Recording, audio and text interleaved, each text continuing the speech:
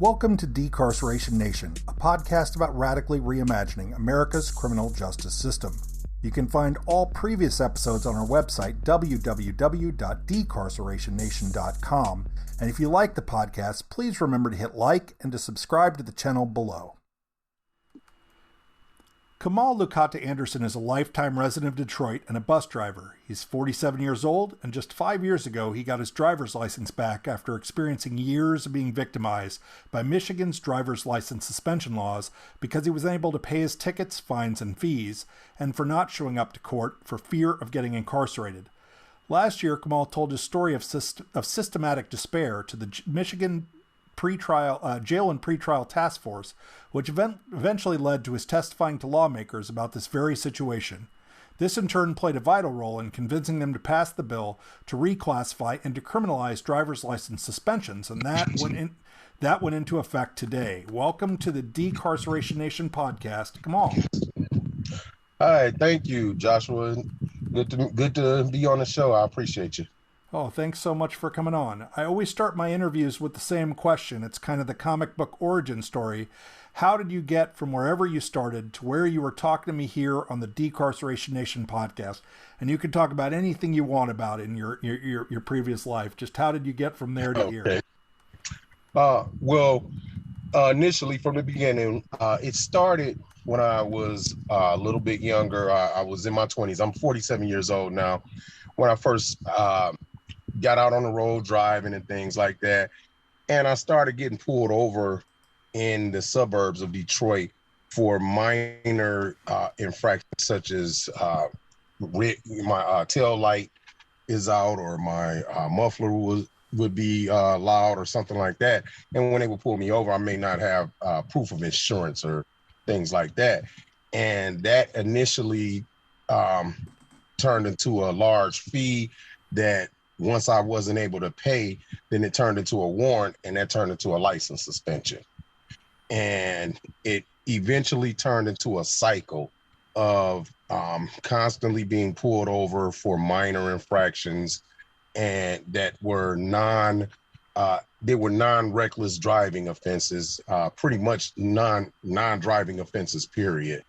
And eventually I ended up paying a lot of money in fees and fines. I ended up spending jail time for having my license suspended over the years. And I had my license suspended several times. And living in Detroit, at that time, I was working in the suburbs, working in various factories. And because of the transit system here, because our transit system is pretty not as massive as most major cities, it's pretty hard to get to employment in Detroit without having a vehicle. And also in Detroit, the insurance rates have always been sky high, the automobile insurance rates. And so most Detroiters can't afford to keep insurance on their vehicles. And so I was kind of caught in a catch-22. And eventually I got my license back, but I had to file bankrupt to get my driver's license back. And even after doing that, I got caught up with driver responsibility fees, which pretty much tax individuals for not being able to afford to pay the tickets that they already had. And so my license was resuspended again. And it led to me being able to tell my story. After I finally got my license back for good 5 years ago, I was able to tell my story to Congress in Michigan and be able to help in getting this law passed that is in effect today. I think people assume that when folks don't pay their tickets, that must mean that they're horrible people, or they've done something terrible, or they're just irresponsible. But as you know, the charges build up pretty quickly, and people don't always have the money necessary to pay the fines and fees, and they still need to get to work every day. So how did this, you told a little bit about this, but how is this kind of manifesting for you when you were going through it on kind of an everyday in your life kind of way? What were you experiencing? I experienced exactly what you said. I was pretty much looked down on as a horrible person. I was humiliated. It played a role in my marriage. I had a lot of issues in my marriage because of it, because I couldn't get certain jobs because there were jobs that require you to have a driver's license that wasn't driving jobs. It just wanted you to have a driver's license. And I lost jobs because they found out I didn't have a driver's license. I was disqualified from certain employment because of that. I lost jobs going to jail because of my driver's license suspensions. I pretty much it was just a humiliating, debilitating situation. um I, I came out of a lot of money as well. It went on my credit. I had the driver responsibility fees added up and went on my credit, which was one of the reasons I was able to file bankrupt. So it affected my credit, and a lot of people don't know that happens as well. And so you pretty much feel like you're a felon, like you're a convict. Pretty much, it's no different. And what I call it is, I consider it a poverty tax.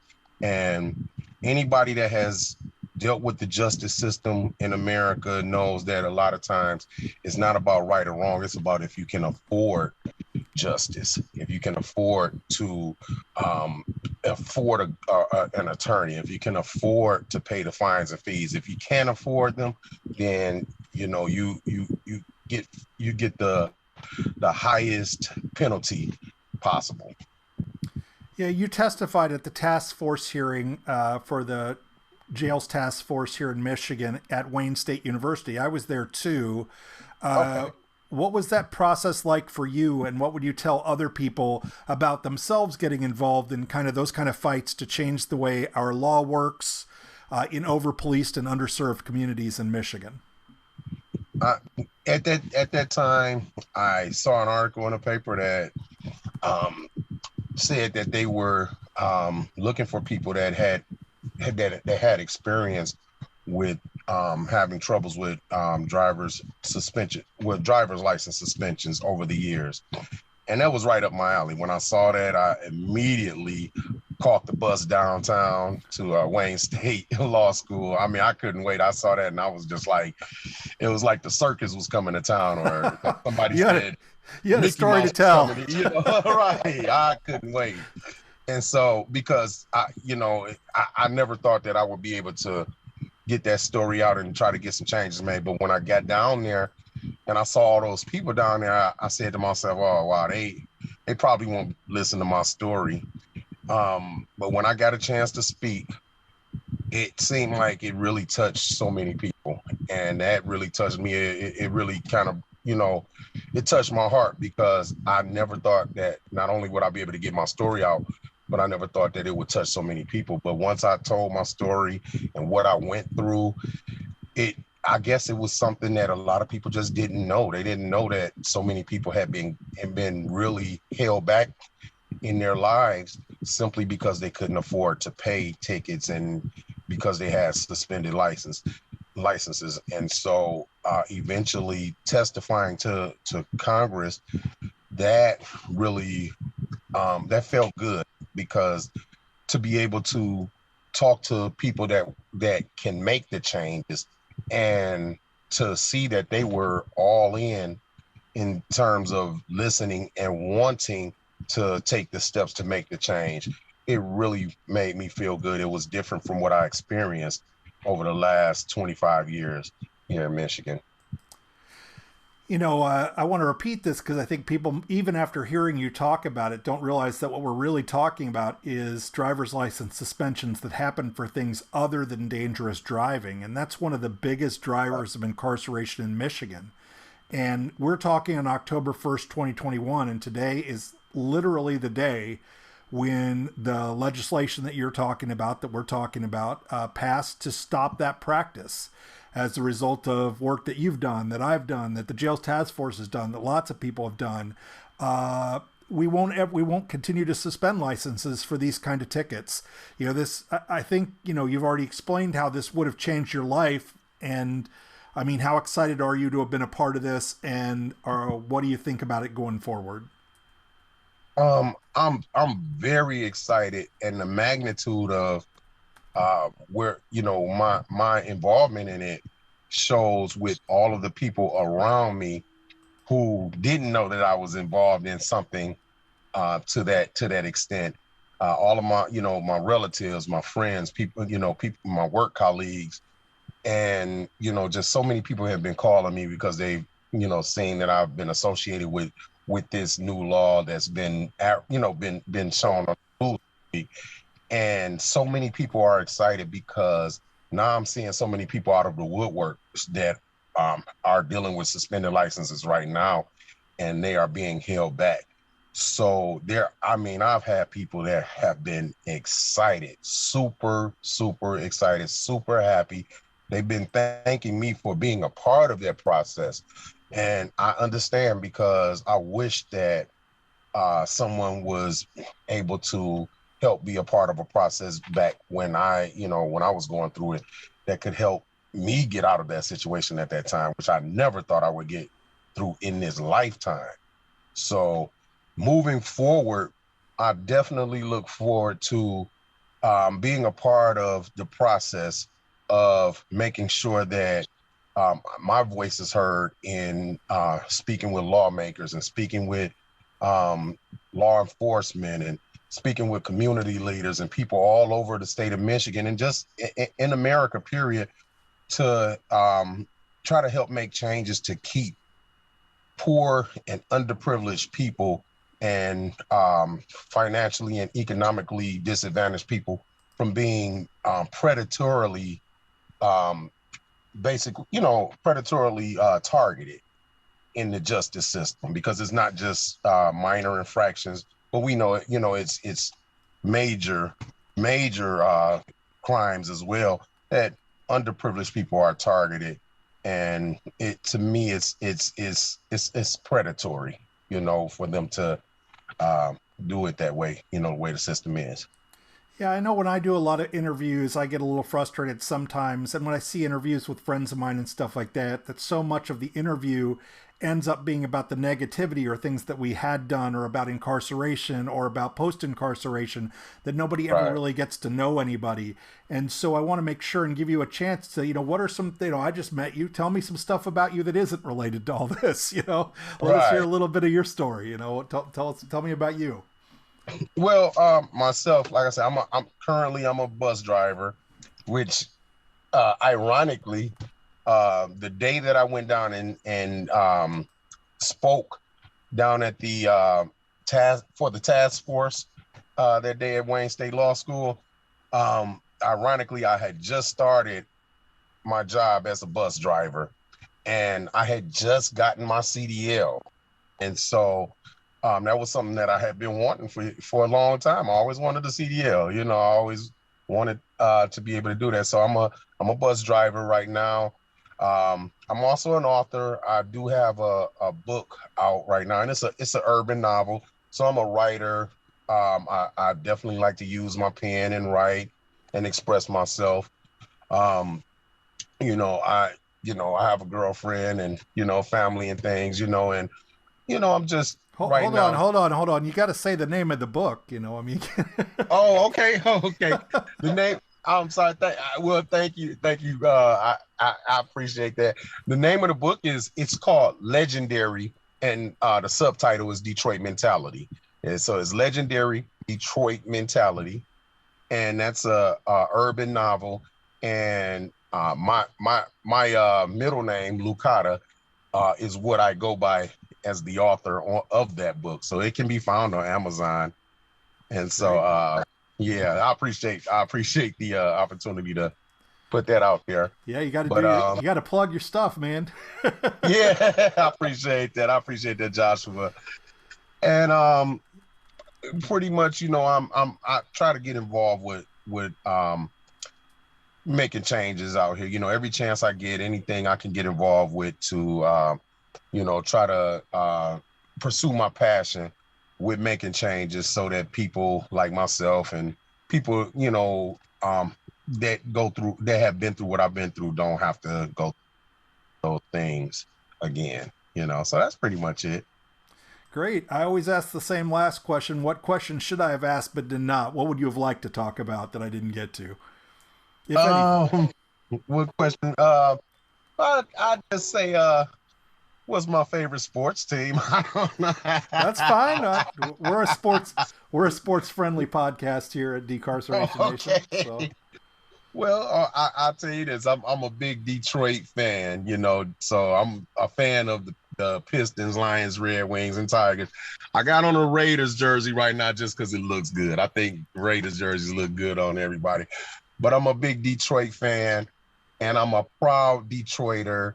I'm proud of where Detroit is right now. I am so proud. And this today, the passing of this law, the enactment of this law, it's representative of the forward movement that Detroit as a city and Michigan as a state is going forward into. And I'm just proud. Today is a very proud day in Detroit. There's so many people that are excited. And we all, Michigan is a blue collar state and with some hardworking people. And, it's just good to know that we've all, this was a concerted effort that in terms of enacting this law. And I just want to thank all the people that really, really came together to put this together. I really do. Well, thanks so much, man. It's really good to, really nice to get to talk to you, and I really appreciate you doing this. You as well, Joshua.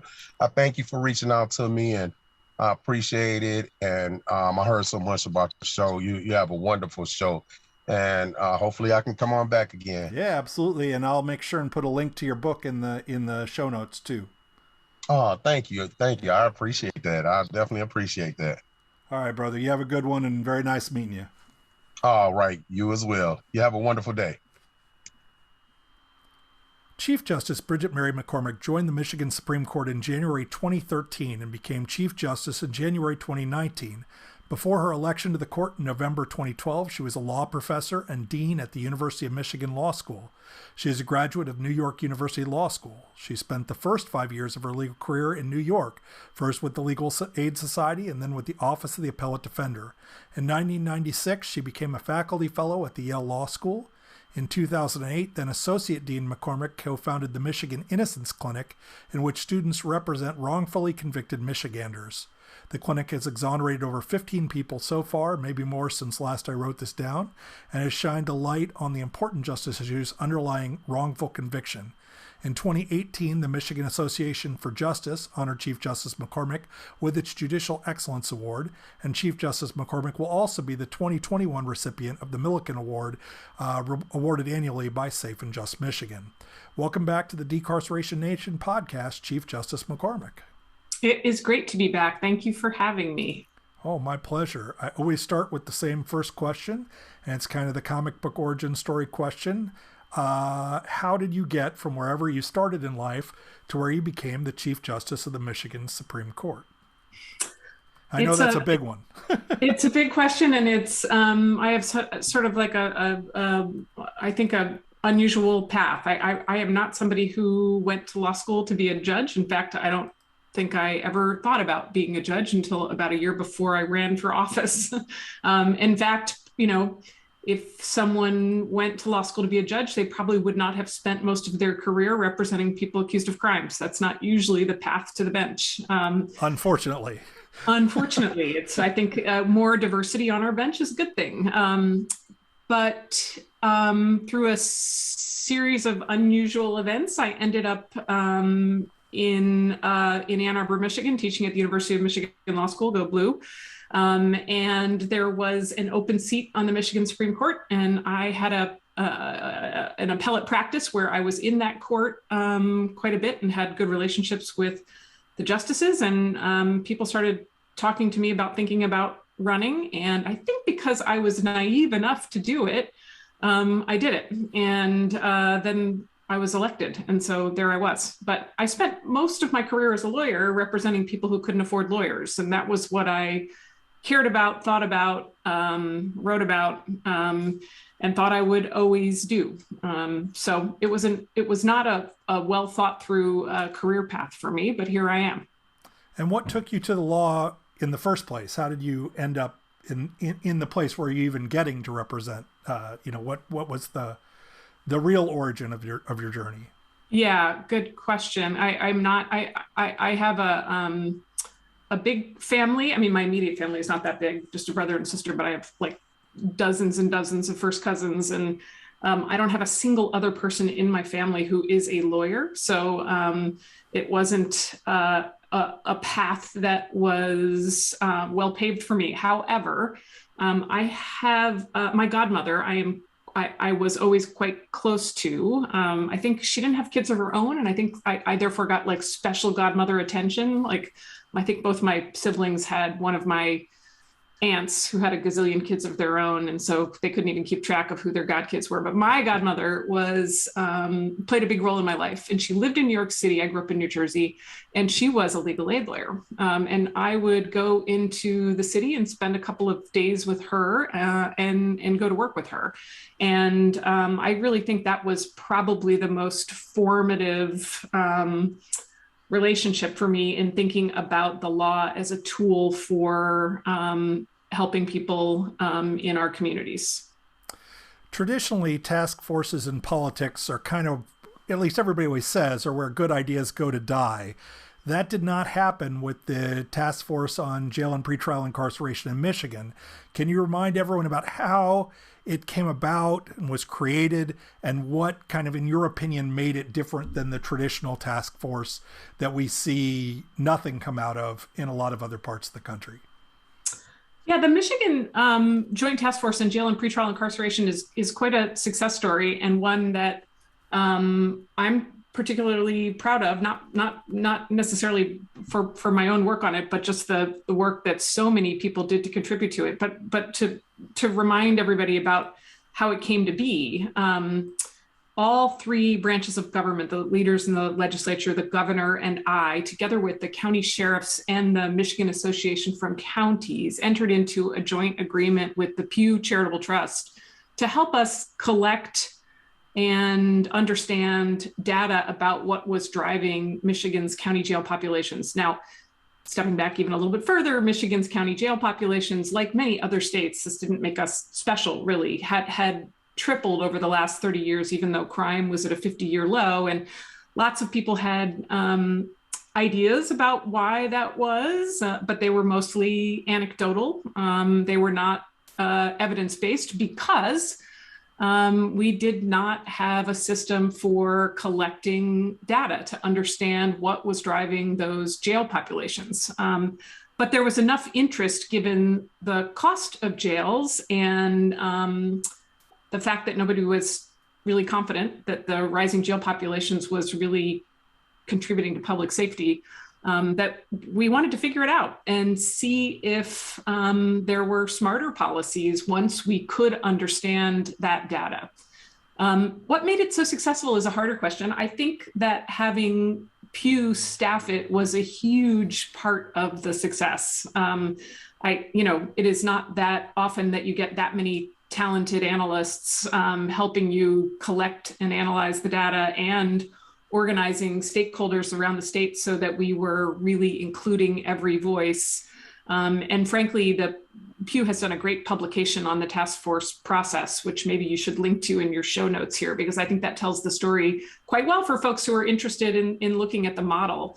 But I think the ways in which we made sure the task force itself included every stakeholder, and then the hard work, talking to the public, hearing from the public throughout the process were big parts of the success. And then I have to hand it to the legislative leaders. I mean, the task force delivered its recommendations in January of 2020, and we all know, what happened a couple of months later. And the legislative leaders decided they were still going to make it a priority to make sure that they acted on those recommendations. And that, I think, was a much heavier lift in the middle of a pandemic, and they did it.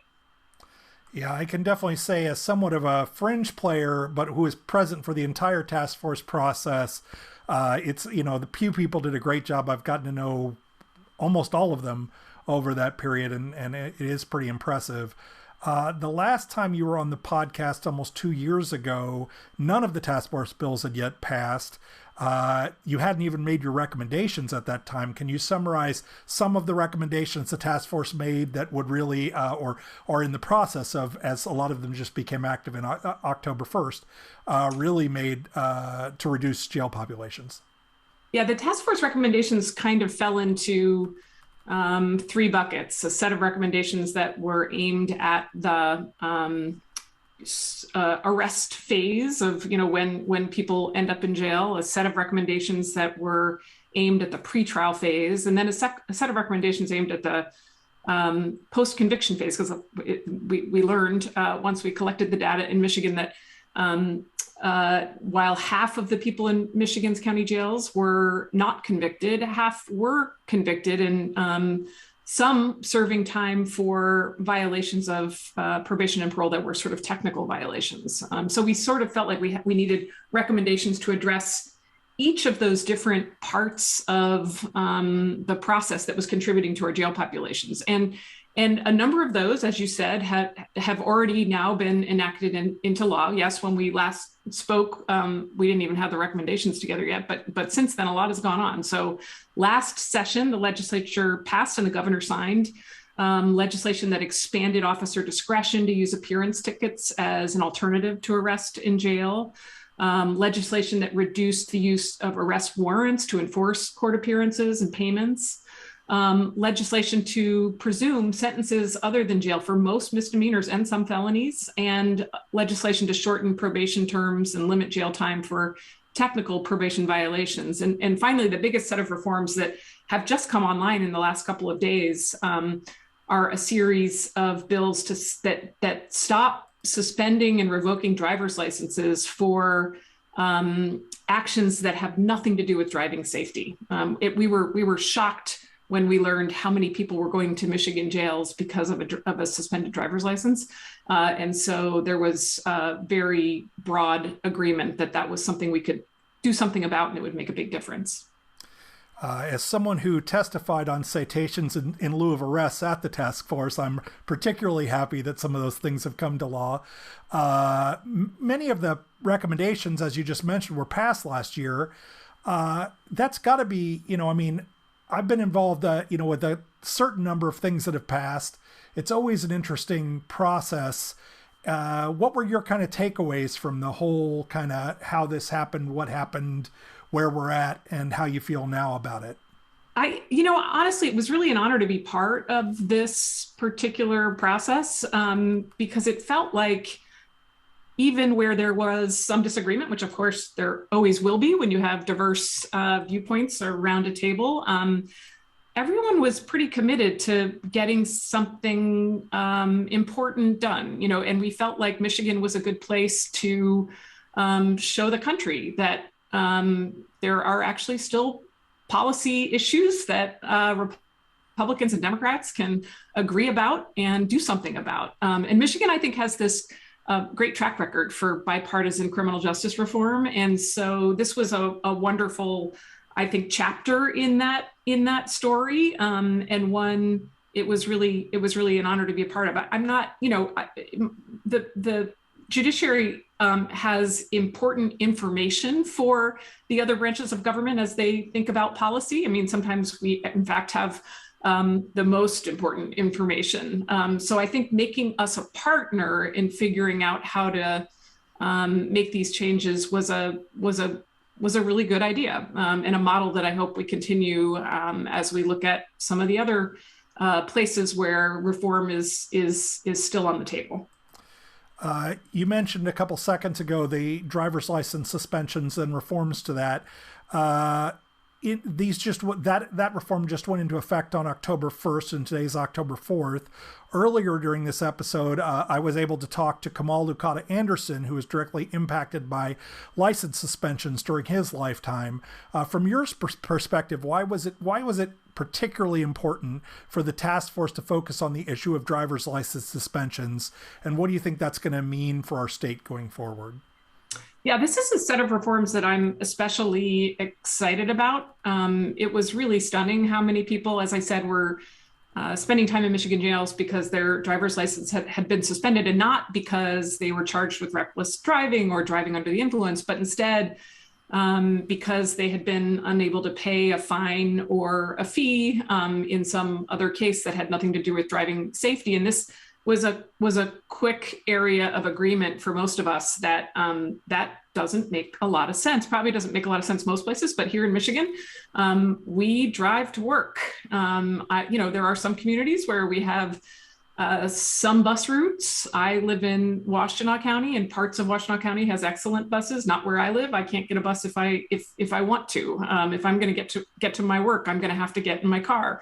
And if we're taking people's ability to drive away from them because they are unable to pay a fine or a fee, it's very clearly counterproductive because you probably want them to be able to get to work so they can pay that fine or fee. So this felt like sort of an easy area for policy agreement. What was shocking was how many people were impacted by it. About 350,000 people in Michigan each year had their license suspended for these reasons that have nothing to do with driving safety. So the reforms that came online on Friday, October 1st, automatically restored driver's licenses to tens of thousands of people and made a bunch of others eligible. But going forward, it's that amount, that 350,000 a year who will be able to continue to get to work and therefore pay their outstanding obligations and their child support and their taxes. And,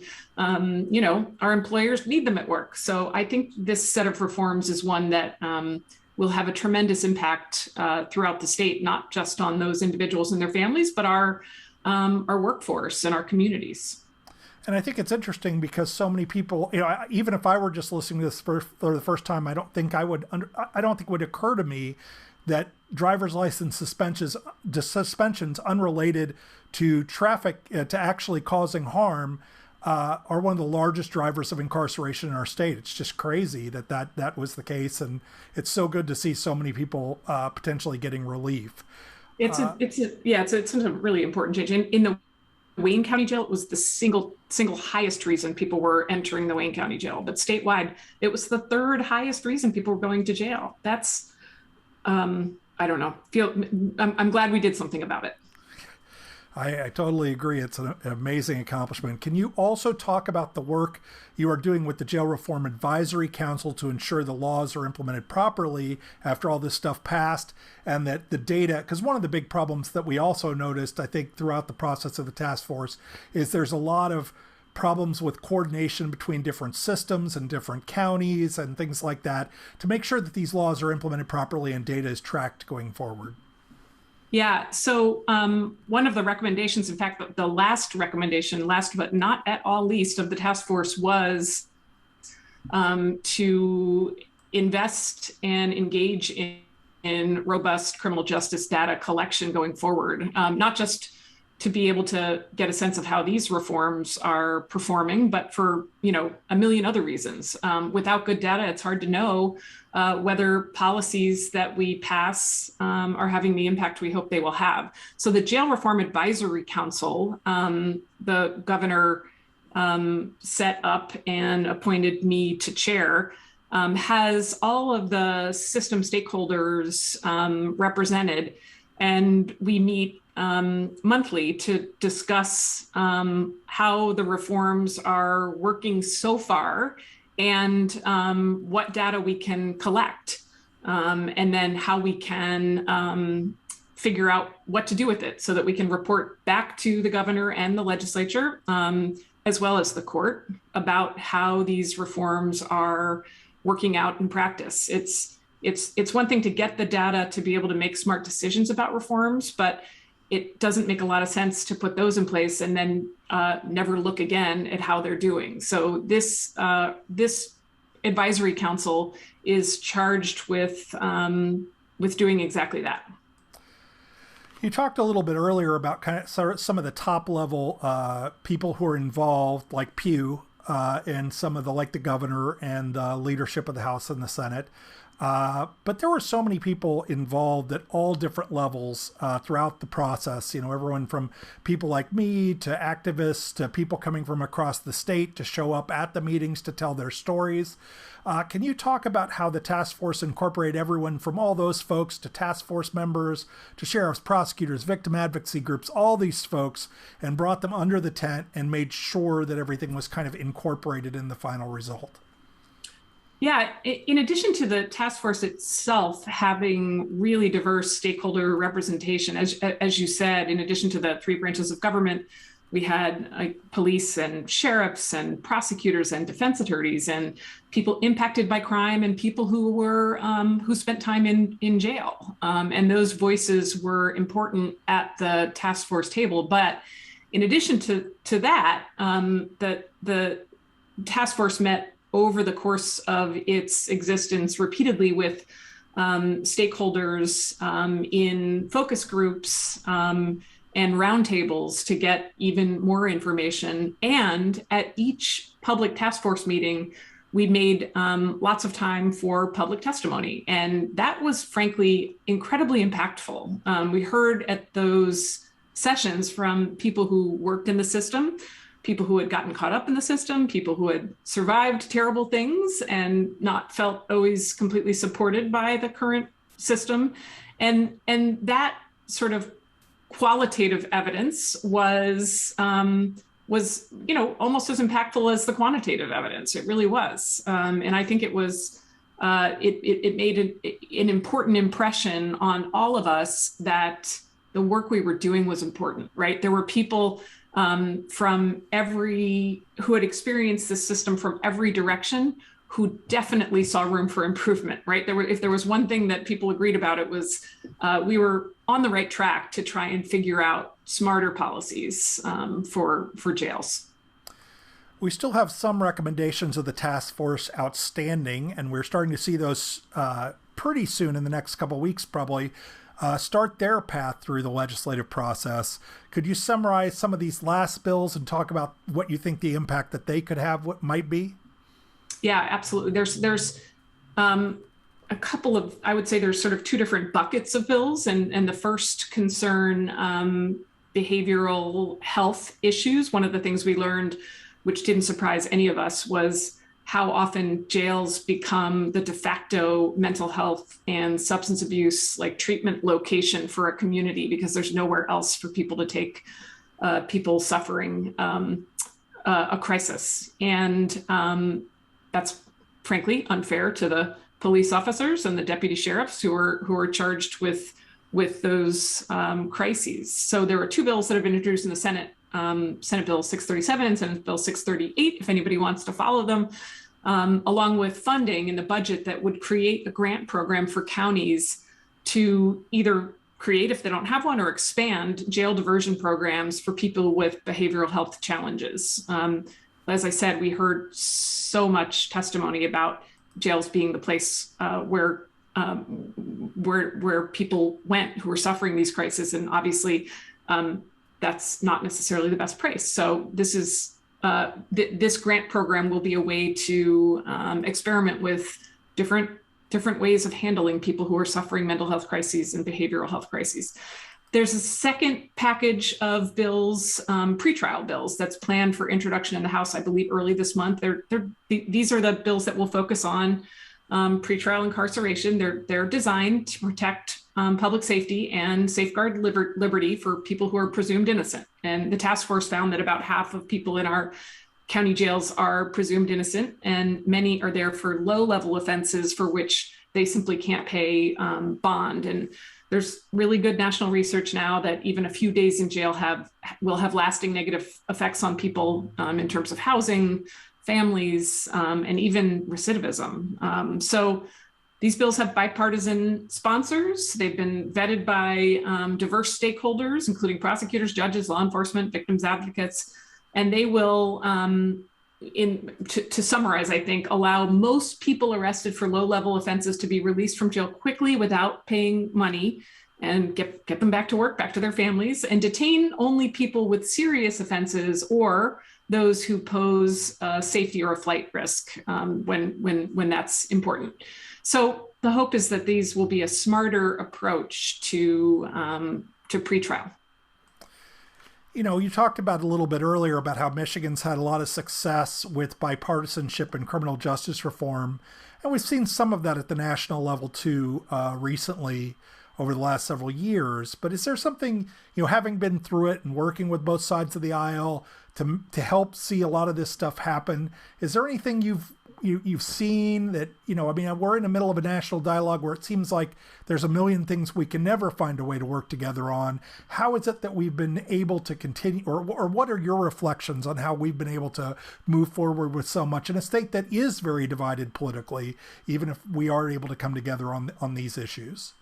Yeah, Michigan really does have quite a story to tell on bipartisan criminal justice reform. And honestly, I bet there are people who are more eloquent about that history than I am. I will say that the criminal legal system, you know, has impacted most of us at this point, right? It's not, you know, what we learned from the data we collected is that rural jails their jail populations in rural communities their growth has outpaced jails in suburban and urban communities. So the ways in which people are getting caught up in the county jail system cross every kind of demographic. And I think lots of people with maybe differences of opinions on other policy questions have seen that we can probably do better with how we think about what we're doing to achieve public safety. And I think people come to the table with maybe, you know, different first principles for getting there, but they have more in common than not on these issues. And I think the track record helps. I think having achieved some big wins in terms of expungement and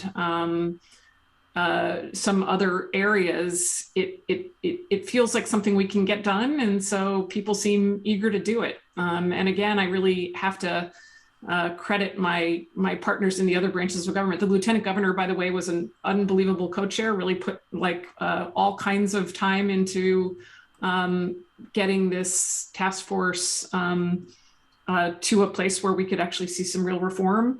And the leaders in the legislature really stepped up. And so I hope lots of people will try in other states will want to learn about what we did here in Michigan. I mean, we're still doing it, but what we've gotten done so far. This season, I've been asking people to share their favorite criminal justice related books. Do you have any favorites you'd like to share?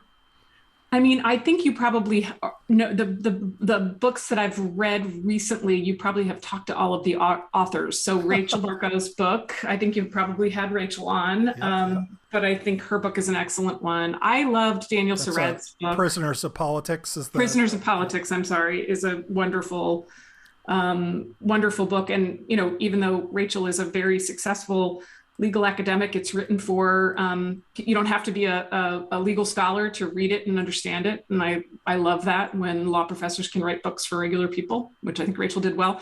I love Daniel Surratt's book, When We Reckon. And I think it's a really important contribution to how we're going to think about the next steps in criminal legal system reform. And Emily Bazelon's book, Charged, I think is a wonderful book, because I think when you tell real stories about real people, it impacts us in a way that sticks with us. So those are three that I've enjoyed, and I think you know all those folks. Yeah, I'm feeling patting myself on the back because I have had all three of them on to talk about those books. So I'm feeling pretty good about that. I always ask the same last question. What did I mess up? What question should I have asked but did not? I can't think of anything you messed up at all. Well, I like to at least pretend a little bit of humility in these things. You know? Fair enough. Take a minute. But if there's anything else you'd like to talk about or anything else that you're thinking about that people or not, you know, I just always put it out there. I will tell you, there's one thing that the pandemic has brought more change to courts and legal systems in 18 months than in, a century, literally. I mean, courtrooms in February 2020 looked a lot like they did in 1918, the last time we had a pandemic. Nothing has changed. And we've learned so much about access to justice that we wouldn't have learned but for the pandemic. And in particular, the civil legal system, where most people who have really important problems can't afford lawyers. 8 out of 10 people can't afford lawyers. We've seen incredible results in defaults going way down when people are able to access courts with remote platforms. We can't turn away from that. And I've been thinking a lot lately about all of the overlap between the civil legal system, where people can't afford lawyers but end up losing the place where they live, or their family. These are important legal issues, even if jail isn't involved. But there's so much overlap between the people who have to manage the criminal legal system, where at least they get a lawyer if they can't afford one, and the civil legal system. And the people working on both sets of problems, I want talking to each other more. So there's one thought that I've been having a lot lately, for whatever it's worth. And do you feel like there's anything you've learned from the process? You've been involved in trying to technologically modernize and equalize the court access to the courts for a long time. Is there anything you've seen through the pandemic specifically that people might learn from or might take to other court systems from Michigan? One thing that I think is a sort of a stunning fact that we just can't turn away from is how many people who used to default when they had to go to a physical courthouse to defend, say, an eviction or a debt collection case, and no longer do default, is when they have a remote option, is something we're just going to have to reckon with going forward. If access is important to us, and in my view, it's fundamental to the rule of law that everybody is able to access their legal system, then we're going to have to keep what we've learned about democratizing access. But I don't think it's enough just to take traditional court and put it onto a Zoom screen. I mean, it's not nothing. We've learned it's not nothing. In fact, it's something important in a lot of ways. But we're at a moment right now where we're going to have to think, I think, broader and bigger about what we might do to transform access to justice. We've never really done much other than sort of nibble at it around the edges. And we have a chance now to do some, I think, bigger things.